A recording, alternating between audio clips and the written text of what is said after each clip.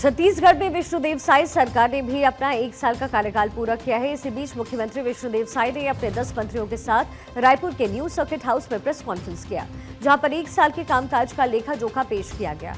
अब इस दौरान छत्तीसगढ़ सरकार ने प्रधानमंत्री आवास योजना, महतारी वंदन से जुड़ी हुई जो किताबें हैं और कामकाज का एक रिपोर्ट कार्ड जारी किया है, जहां पर मुख्यमंत्री विष्णुदेव साय ने ये जानकारी दी है कि पिछले 1 साल के अंदर छत्तीसगढ़ की डबल इंजन सरकार ने कैसे छत्तीसगढ़ के विकास को नई रफ्तार दी।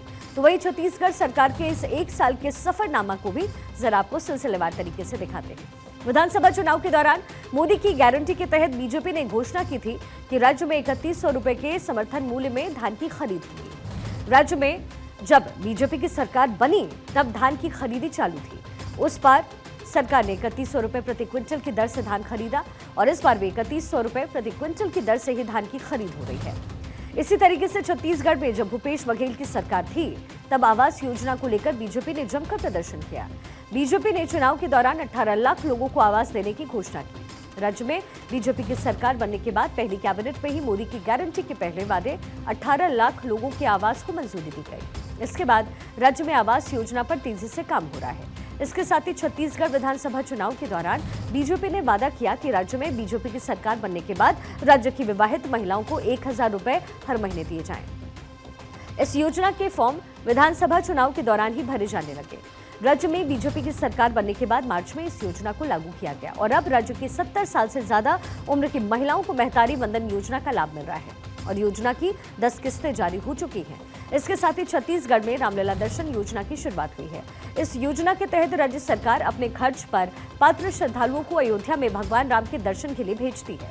भूपेश बघेल की सरकार के दौरान छत्तीसगढ़ लोक सेवा आयोग में घोटाले का मामला सामने आया। मोदी की गारंटी में इस घोटाले की जांच सीबीआई से कराने की बात कही गई। राज्य में बीजेपी की सरकार बनने के बाद जांच को सीबीआई के हवाले कर दिया गया। हाल ही में सीबीआई ने लोक सेवा आयोग के तत्कालीन अध्यक्ष टोमन सिंह सोमवानी को भी गिरफ्तार किया।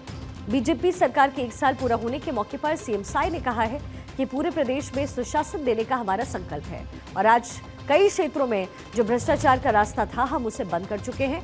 तो साथ ही उन्होंने नक्सलवाद के खिलाफ चलाए जा रहे ऑपरेशन का भी जिक्र किया और इस समस्या को जड़ से मिटाने की बात अपनी दोहराई।